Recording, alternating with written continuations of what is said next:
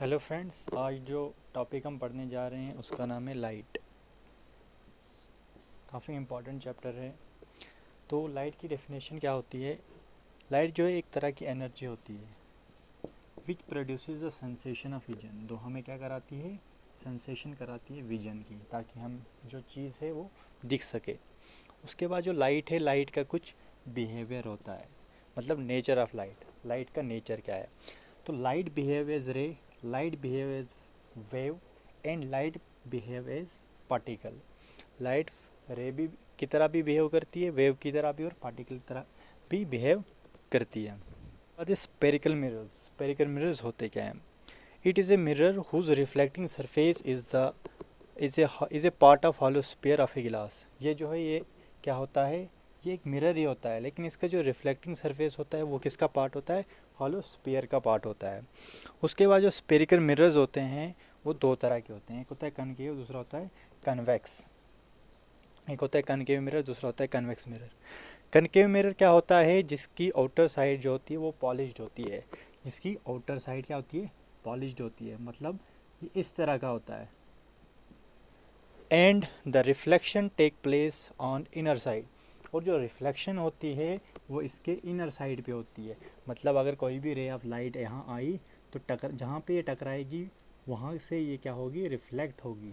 Reflect होगी मतलब जो रिफ्लेक्शन है वो कहाँ होगी? अंदर के साइड होगी। उसके बाद एक कन्वेक्स मिरर। तो कन्वेक्स मिरर जो होता है उसका इनर साइड क्या होता है? पॉलिश्ड होता है। मतलब ये हो गया आपका कन्वेक्स मिरर। इसका जो अंदर वाला साइड है वो क्या है? पॉलिश्ड है। और रिफ्लेक्शन कहाँ होगी? इसके बाहर साइड होगी, है ना। Whose inner side is polished, इसकी अंदर साइड पॉलिश्ड है। And the reflection take place from outer side. तो ये डेफिनेशन आपको याद होनी चाहिए, एक एक नंबर की आ सकती है। उसके बाद हम रिफ्रैक्शन देखेंगे। जो रिफ्लेक्शन होती है वो क्या होती है? अक्सर आपने देखा होगा कि किसी भी चीज़ से जब लाइट टकराती है, अगर वो पॉलिश्ड है तो रिफ्लेक्ट होगी, है ना। तो वो रिफ्लेक्शन हमें देखना है। तो रिफ्लेक्शन क्या होता है? Bouncing back of light. जब कोई भी लाइट किसी सरफेस पे टकराएगी, किसी भी ऑब्जेक्ट के सरफेस पे टकराएगी, तो वो क्या होगी? वो वहाँ से बाउंस बैक होगी, वो वहाँ से वापस आएगी।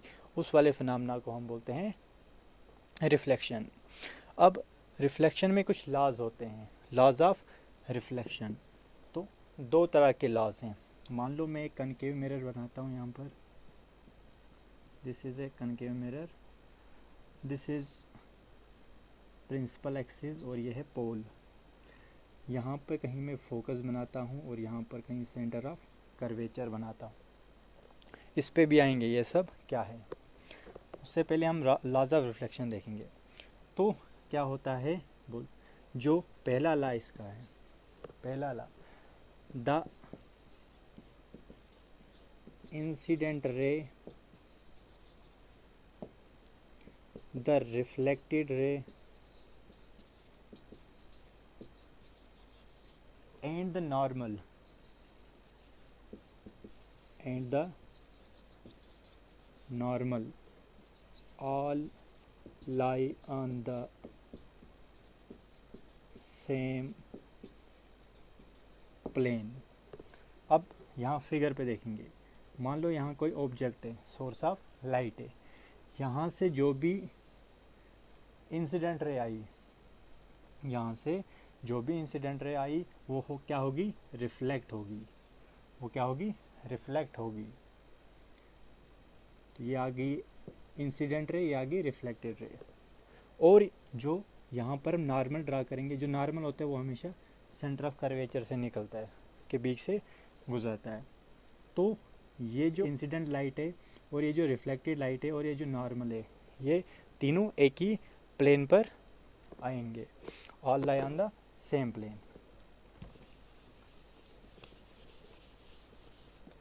उसके बाद जो दूसरा लॉ है, दूसरा लॉ क्या बोलता है? Angle i is equal to angle r. मतलब दोबारा से हम कनकेव मिरर बनाते हैं। हमने यहाँ देखा कि जो लाइट आई टकराने के बाद वो रिफ्लेक्ट हो गई ना। और हमने यहाँ पर नॉर्मल ड्रा किया था जो सेंटर ऑफ कर्वेचर से गुजरता है। यहाँ पर जो angle of incidence, angle of reflection है वो क्या होगा? बराबर होगा एंगल ऑफ आई मतलब angle of incidence is equal to angle of reflection. ये क्या होगा, बराबर होगा। जितना एंगल आई होगा उतने एंगल आर होगा। ये दोनों एंगल क्या होंगे, बराबर होंगे। एंगल ऑफ इंसिडेंस क्या हुआ, नॉर्मल और इंसिडेंट रे के बीच में, वो होगा एंगल ऑफ इंसिडेंस। वो और जो आपका एंगल ऑफ रिफ्लेक्शन होगा, रिफ्लेक्शन एंगल ऑफ रिफ्लेक्शन कहाँ बनेगा, एंगल ऑफ रिफ्लेक्शन आपका बनेगा नॉर्मल और रिफ्लेक्टेड रे के बीच में। जो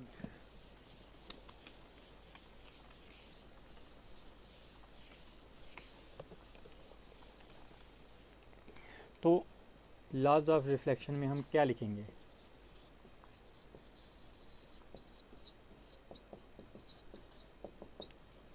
लॉज ऑफ रिफ्लेक्शन में हम लिखेंगे द इंसिडेंस रे कॉमा नॉर्मल एंड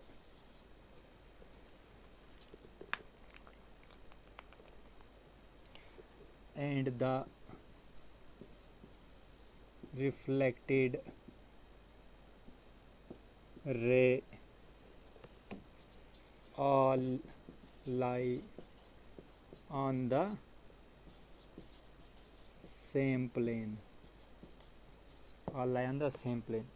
और जो दूसरा ला है उसमें क्या लिखेंगे, उसमें लिखेंगे the angle of incident, the angle of incident and the angle of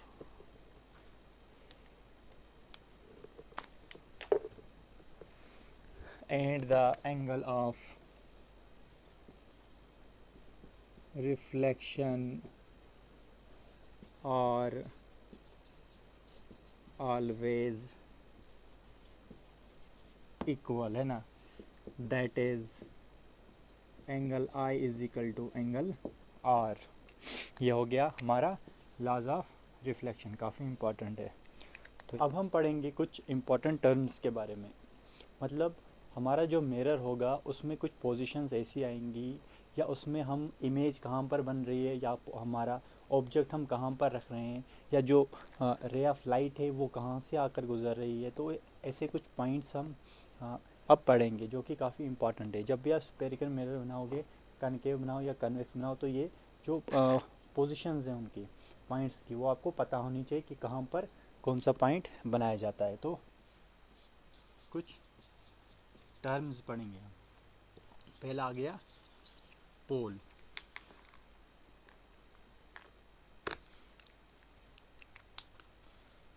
पहला आ गया पोल। ये पोल होता क्या है, देखो मैं एक कनकेव मिरर बनाता हूँ, कनकेव बनाओ या कन्वेक्स बनाओ एक ही बात है, पोल वहीं पर आएगा।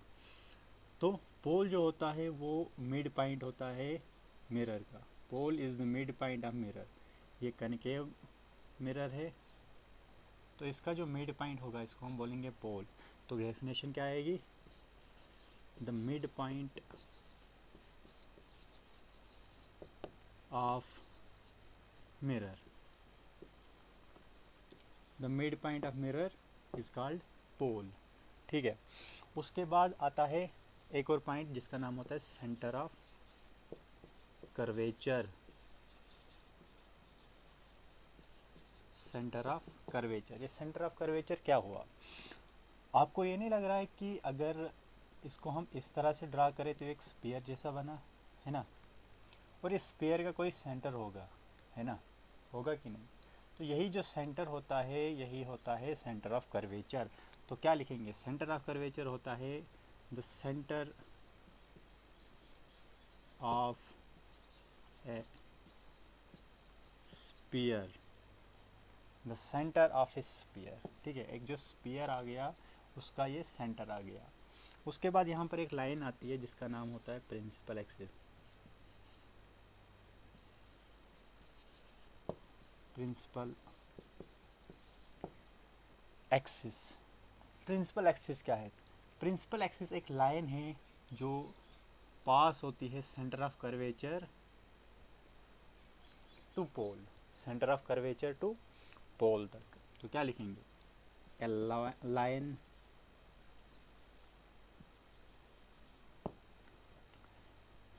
passes through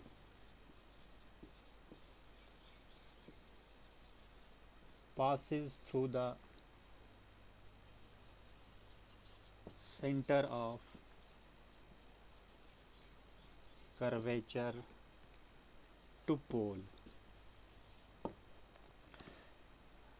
प्रिंसिपल एक्सिस क्या होता है? A line passes through the centre of curvature and pole लिखेंगे, एंड पोल। जो सेंटर ऑफ कर्वेचर यहाँ पर आ गया, सेंटर ऑफ कर्वेचर थोड़ा बड़ा बनाएंगे तो ये आपका आ गया कनकेव मिरर।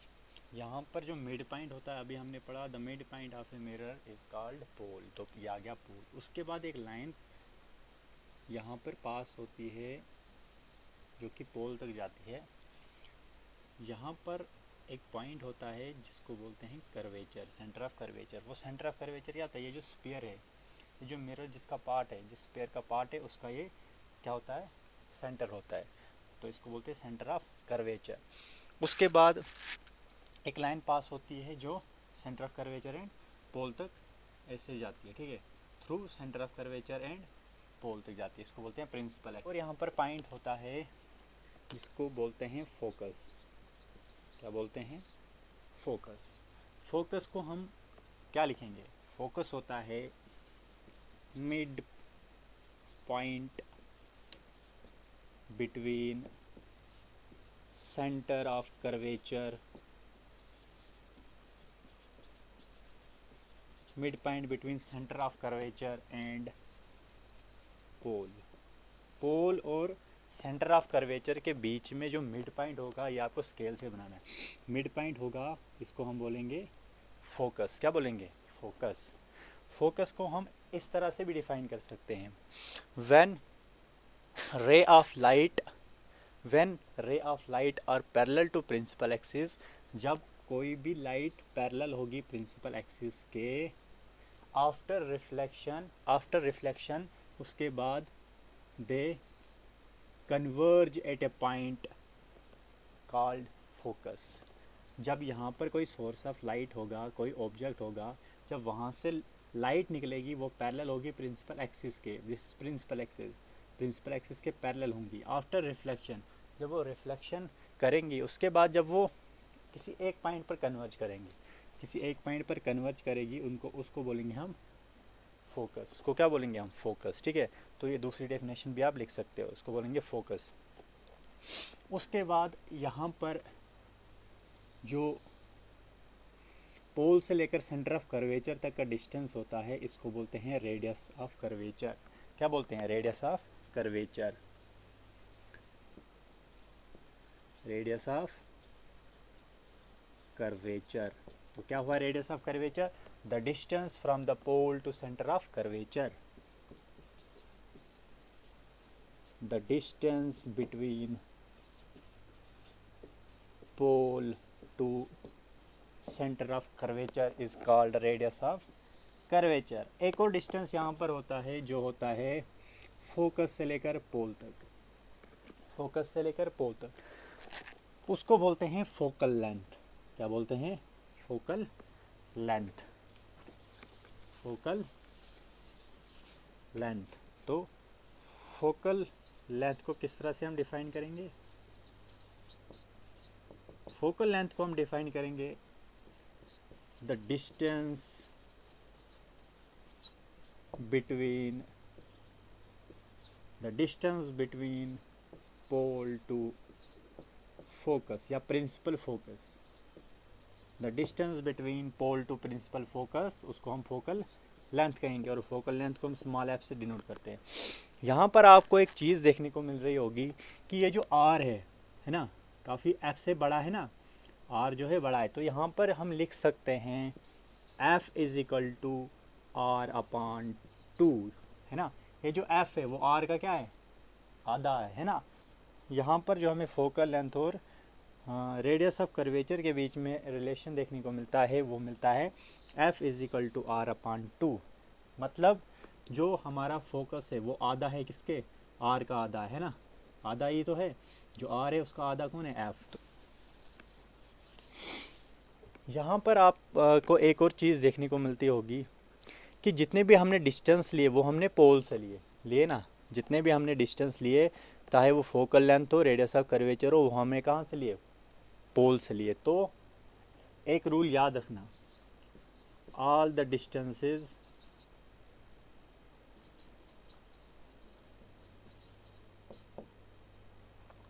आर मेजर्ड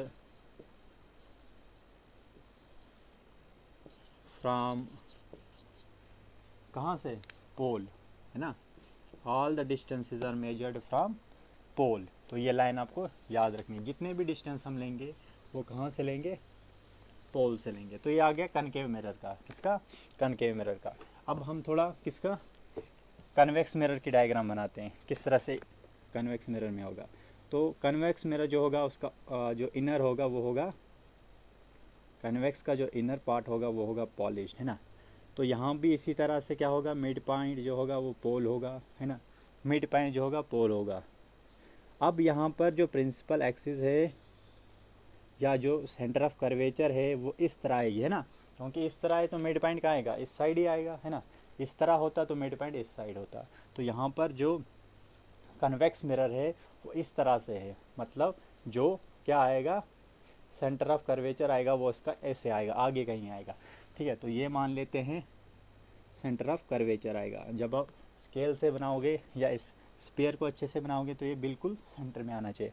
उसके बाद जो यहाँ का मिड पॉइंट होना चाहिए, पोल और सेंटर ऑफ कर्वेचर का मिड पॉइंट होना चाहिए, उसको हम बोलेंगे फोकस, प्रिंसिपल फोकस। ये भी आपका बीच में आना चाहिए, है ना, ताकि जो डिस्टेंस हो बाद में F=R/2 वो बराबर आना चाहिए, ठीक है। तो यहाँ पर भी हम इसको बोलेंगे फोकल लेंथ, और जो पोल से लेकर रेडियस ऑफ कर्वेचर तक है इसको बोलेंगे रेडियस ऑफ कर्वेचर, है ना। लेकिन यहाँ पर भी जो लाइट है वो कहाँ से आएगी, लेफ़्ट साइड से आएगी, ठीक है। लाइट कहाँ से आएगी, लेफ़्ट साइड से आएगी, ठीक है। तो ये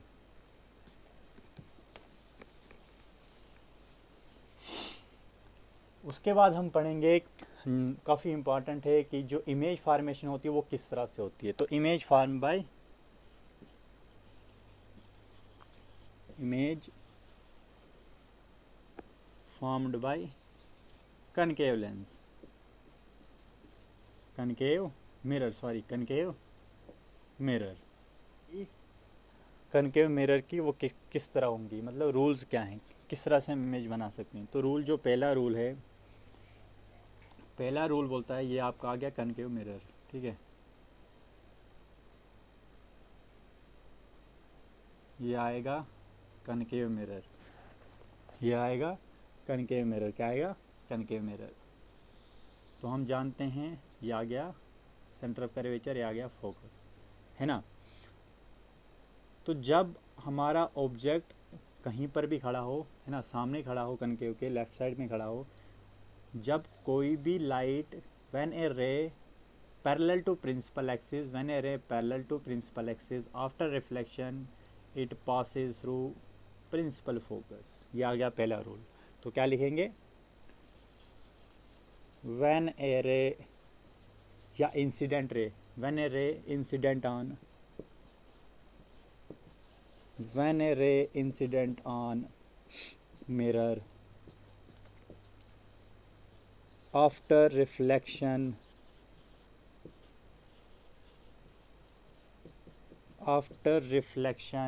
क्या होगा, it passes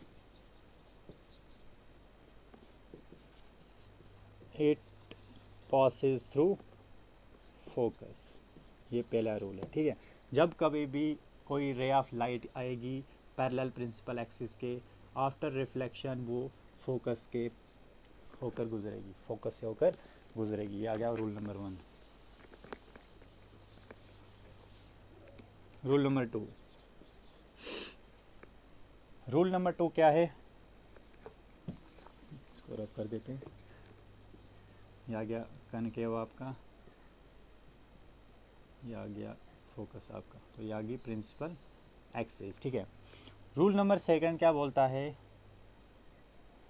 जब भी रे ऑफ लाइट फोकस से होकर गुजरेगी, फोकस से जाएगी, जब वो रिफ्लेक्ट होगी तो रिफ्लेक्शन के बाद वो पैरेलल जाएगी प्रिंसिपल एक्सिस के, ठीक है। तो क्या लिखेंगे, व्हेन ए रे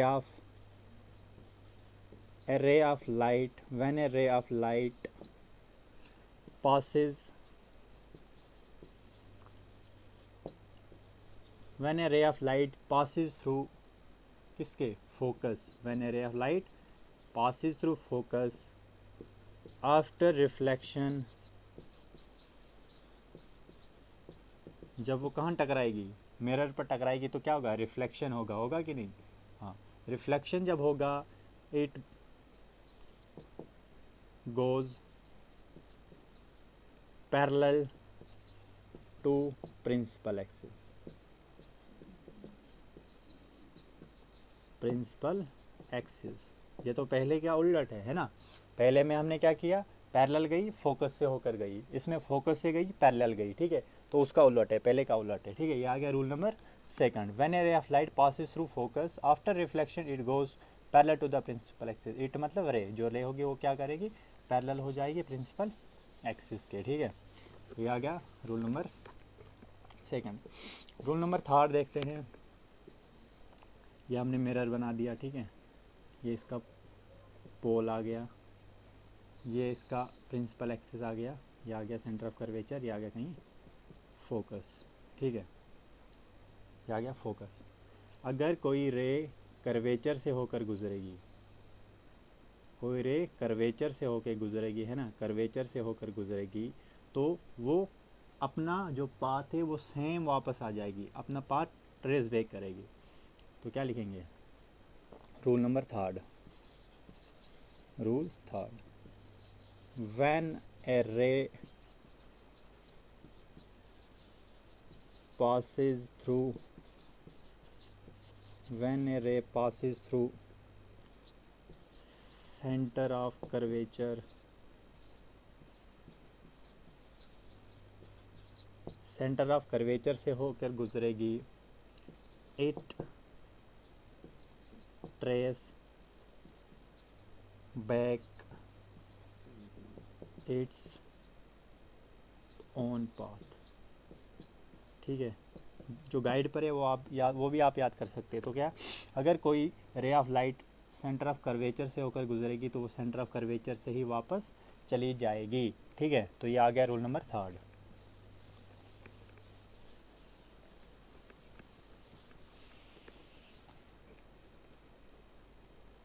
उसके बाद जो रूल नंबर 4 होता है वो जर्नली कहीं इस्तेमाल नहीं होता है, लेकिन फिर भी हमें याद रखना है।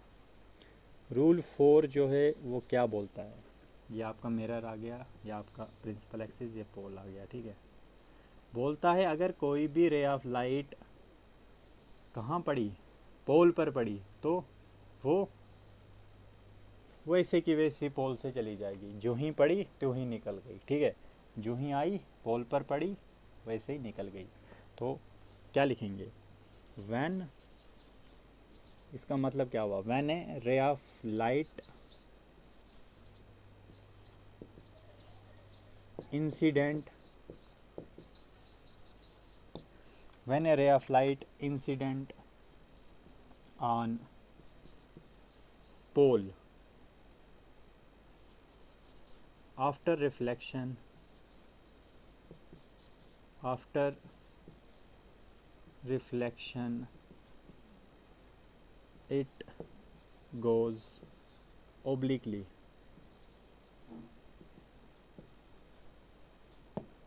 तिरछी आई और तिरछी चली गई, ठीक है, जो ही आई त्यों ही चली गई। तो ये है रूल नंबर 4। अब इनके बेसिस पे हमें क्या करना है, इमेज को फॉर्म करना है, किस पर, कनकेव मिरर पर, है ना। ये रूल लगाने कि लाइट किस तरह से पास होगी, कहाँ से जाएगी, आफ्टर रिफ्लेक्शन कहाँ से जाएगी। तो ये रूल्स याद करने हैं, उसके बाद हमें जो है इमेज फॉर्म करवाएंगे। तो हम कल देखेंगे कि इमेज किस तरह से फॉर्म होती है कनकेव मिरर में, है ना। अगर हम ऑब्जेक्ट को इन्फिनिटी पे लेंगे तो इमेज कहाँ बनेगी, इमेज किस तरह की होगी, वर्चुअल होगी, उसका नेचर कैसा होगा, है ना, इरेक्ट होगी, क्या होगी, छोटी होगी, बड़ी होगी, ठीक है। तो ये सारी चीज़ें हम अगली वीडियो में देखेंगे।